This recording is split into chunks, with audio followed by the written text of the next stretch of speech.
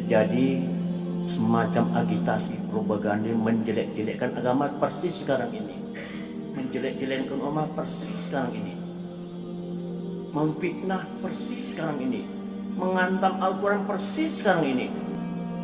Rasa kebencian mereka terhadap ulama, kebencian terhadap Islam, ini dihembus-hembuskan oleh orang-orang PKI. Wala tahinu wala tahzanu, jangan sedih dan jangan kita berduka cita, innallaha ma'ana. Tetap tenang aja, Allah akan betok menolong kita. Buktinya 4:11, 2:12, begitu banyak. Apakah itu semua umat Islam yang datang? Malaikat. Umat Islam datang banyak, umat Islam datang banyak, ditambah dengan malaikat datang. Alafi minal malaika musawwimin. Ikhwan, pernahkah kau bayangkan saat amalmu diperhitungkan?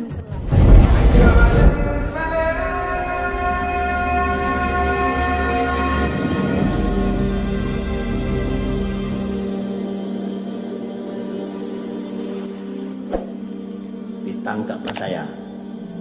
Dia katakan makar, tapi nggak bisa dibuktikan. Tidak ada makar. Kalau orang minta perubahan tata negara tidak makar. Undang-undang nomor Undang KUHP nomor 110 ayat 4. Orang yang menyatakan untuk minta perubahan tata negara kita sampaikan bukan makar. Maka kita dilepas, nggak ada apa-apa. Dan polisi tidak bisa membawa kita ke pengadilan, ditolak oleh jaksa. Tidak pas. Nanti saya akan minta ke Mahkamah Konstitusi itu perlakuan yang tidak tepat.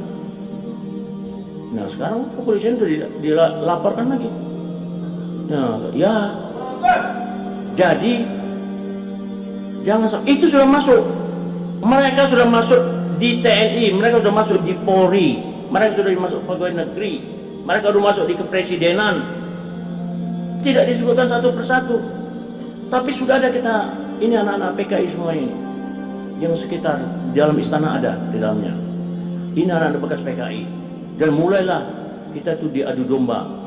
Orang NU sebagian ngomongnya, Isamuddin ngomongnya bahwa itu ayat Quran turunnya begini. Memangnya ahli apa dia? Bukan profesor, bukan doktor, bukan nggak ngerti. Dukung si Ahok. Ya. Soal Wahid segala macam kan kita jadi perlu berantem sendiri. Itu biasa. Zaman Nabi pun ada gitu juga orang-orang yang munafik ada. Gak usah kita takut dan kita gentar. Dan inilah PKI sekarang masuk di mana ini dan siap dia. Anytime dia siap buka sas dia buka nih karena udah berkuasa diam-diam. Apakah di DPR sudah diam saja? Apakah di pemerintahan tinggal buka aja set. Nggak boleh sekarang bicara di masjid tentang politik. Apaan?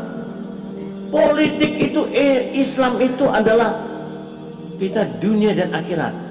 Islam ad-din, din Islam itu dunia dan akhirat. Diatur kita mengenai bagaimana kita berpolitik yang baik, siasat. Bagaimana mengatur negara. Bentuk negara tidak disebutkan boleh republik atau kerajaan apa, tapi mengatur negara adil, musyawarah, itu diatur.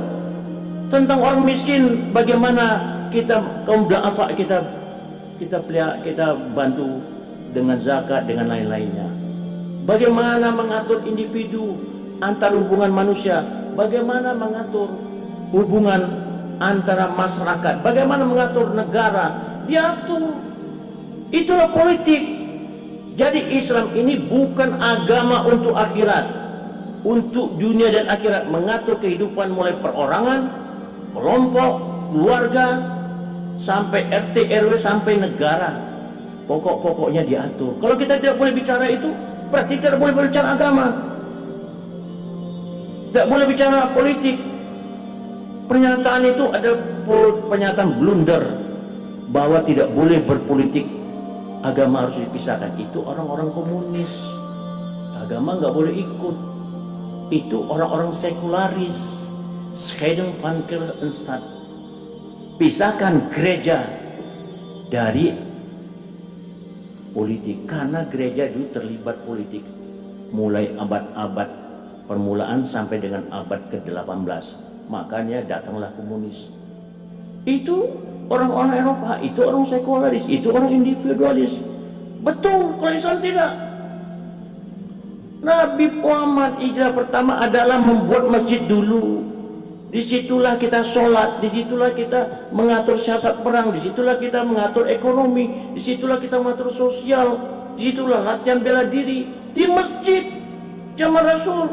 Jadi tidak dipisahkan kehidupan politik dan kehidupan agama. Itu Islam. Kalau nggak boleh bicara, sama saja kita dikekang Islam tidak boleh berbicara.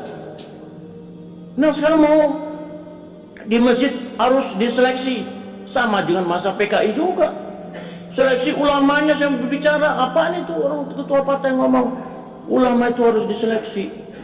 Udah mulai ini. Kalau Islam itu dunia dan akhirat, politik masuk di situ, ekonomi masuk di situ, sosial diatur di situ, budaya diatur di situ, ideologi bentuknya nilai-nilai Islam masuk di situ, ideologi. Tidak ada ideologi Islam, tapi Islam ideologi terapan Islam. Bagaimana nilai-nilai Islam masuk di dalam ideologi? Ideologi ide, logos, masuk akal. Bagaimana mengatur politik, ekonomi, sosial, budaya. Tapi nilai Islam masuk, ada petunjuk-petunjuknya. Jadi Islam jangan dipisahkan dari politik, Islam jangan dipisahkan dari ekonomi, Islam jangan dipisahkan dari sosial, Islam jangan dipisahkan dari budaya. Kenapa kita wabtaghi fima ataqla daral akhirah wa tansana.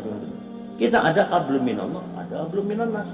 Diatur semuanya nama Islam. Kalau begitu kita mau dibikin masukkan politik urusan mereka, terus nilai-nilai Islam tidak masuk, nilai kebahagiaan tidak masuk di dalam ekonomi, semua merampok, keadilan tidak masuk di dalam undang-undang, semua pecundang.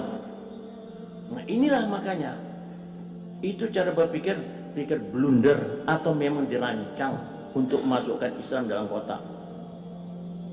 Nah Islam kita harus berjuang dunia dan akhirat, politik, ekonomi, sosial, budaya, maka masuklah di dalam partai Islam. Tapi dalam partai Islam jangan juga macam-macam, jangan korupsi, jangan memikirkan diri sendiri, jangan memikirkan nai mangkur. Masa nai mangkur gimana sih? Mengucapkan aja ayat Quran nggak jelas, mau jadi ketua Ka'bah. Di situ umat Islam itu posisi kita ya, untuk menghadap Allah dan semua ke Ka'bah. Jadi ketua partai Ka'bah. Udah sadar dirilah kalau memang nggak bisa gitu ya. Nah inilah kejadiannya. Jadi kita udah mulai mereka sudah mulai di atas nggak boleh bicara tentang TAP MPR, tentang larangan PKI. Mereka nggak ditangkapi dilepas. Yang kita tangkapi proses masuk penjara. Adil nggak ini? Adil nggak? PKI sudah mulai benderanya keluar, gambar-gambarnya keluar, pakai udah kita polisi nggak nangkapin, yang nangkapin orang serahkan polisi, rakyat nangkapin. Apa katanya jangan adakan sweeping tentang orang-orang PKI? Apa? Berarti dia pikirnya sama itu, masa nggak boleh sweeping untuk orang PKI? Orang ini undang-undang mengatakan nomor 27 tahun 99, TAP MPR 25 tahun 66 mengatakan gak boleh ada PKI di sini. Tapi mereka udah bangkit, mulai masuk di Facebook, mulai mengatakan Islam jelek ini segala macam. Inilah kenyataan. Kalau mereka menang, sembelih leher kita lagi, gergaji perut kita lagi. Kalau PKI menang lagi, bangkit lagi. Ini rancangan mereka. Jangan dia sempat hidup mereka. 26, 48, 65, fakta berbicara. 1917, 1949 di Rusia sama di China, di 75 di Kamboja. Apa yang nggak laku masih dipakai mereka. Ideologi tetap komunis, ekonominya liberalis, ekonominya kapitalis. Itu aja. Tetap mereka kan agama candu, agama itu berbahaya. Kalau ini timbul sekarang, kita nggak sadar, anak muda sekarang, maka harus siap-siap. Ya, kondisi ini kita harus lawan mereka. Kalau pemerintah sudah berbuat begitu, waspada kita, dan kita harus berhadapan nanti dengan pemerintah. Kalau pemerintah seperti 65 dulu, seperti 48 dulu. Tapi kalau pemerintah pada jalan relnya, kita dukung dia program-programnya. Tapi kalau sudah programnya sudah mau alienasi kita lagi seperti 65, seperti 48, waspada dan harus siap kita untuk menghadapinya. Jadi inilah apa itu individualis, bahaya juga. Yang menguasai Indonesia sekarang individualis, ekonomi kapitalis, politik liberalis, semuanya terbuka. Itu sama bahaya, dua-duanya sama bahayanya. Islam ini nilainya harus masuk di dalam ideologi Pancasila. Itulah Islam yang masuk tanggal 18 Agustus, bukan Pancasila tanggal 18 Agustus, bukan Pancasila yang tanggal 1 Juni yang sudah ditetapkan oleh Jokowi sebagai ulang tahun Pancasila. Berarti kita ulang tahunnya pidato Bung Karno. Loh, nanti yang pidato Yamin tanggal 29 gimana? Yang dulu kan Yamin, bukan Bung Karno pidato. Masih tanggal 29 kalau memang mau pakai tanggal lahir Pancasila. Memang Bung Karno mengatakan tentang Pancasila ini. Yamin 5 juga. Bung Karno kan dengar, oh iya. Dia buat Pancasila juga. Kalau mau ngomong begitu, kalau mau ngomong tidak ribut, umat Islam juga berribut. 22 Juni ketuhanan dan kewajiban menjalankan syariat bagi pemeluknya kita sudah rela. Disepakati tanggal 18 Agustus. Sekarang 18 Agustus semua dirubah menjadi tanggal 1 Juni. Pancasila tanggal 1 Juni. Tidak sama dengan 18 Agustus. Nilai Islami masuk di tanggal 18 Agustus. Kemudian disepakatin yang 22 Juni tidak dipakai. Kita sudah setuju. Jangan masukkan lagi yang tanggal 1 Juni. Nah, kita ngomong lagi kalau mau tanggal 1 Juni ulang tahun, mestinya Yamin duluan tanggal 29 Mei. Ini fakta sejarah, ada bukunya, ada notulennya. Saya punya notulen rapat itu. Sidang BPUPKI, Badan Penyelidik Usaha Persiapan Kemerdekaan Indonesia. Pidato-pidato semuanya tentang dasar negara, tentang bentuk negara, republik atau kerajaan. Saya baca lengkap. Walaupun saya tidak ngalamin, tapi saya baca lengkap. Duduk persoalannya apa itu Pancasila. Jangan Pancasila yang tanggal 1 Juni. Ini sekarang mau dirayakan 1 Juni, ditetapkan Kepres. Udah salah itu, udah saya sebutkan di Republika, udah saya sebutkan di Facebook saya. Tapi karena PDIP, Megawati kepengen itu, berarti ideologi mereka, ideologi itu nanti tidak ada Pancasila yang ada ketuhanan. Karena sudah gotong royong, nggak perlu lagi Tuhan. Nah itu kesimpulannya. Nah kita nggak boleh beragama di masjid, nggak boleh bicara politik. Dari mana rumusnya?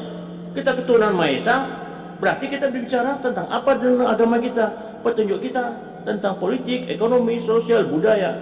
Dituntun kita hidup di dunia ini dan mereka mencari mardatillah. Demikian saja. Assalamualaikum warahmatullahi wabarakatuh.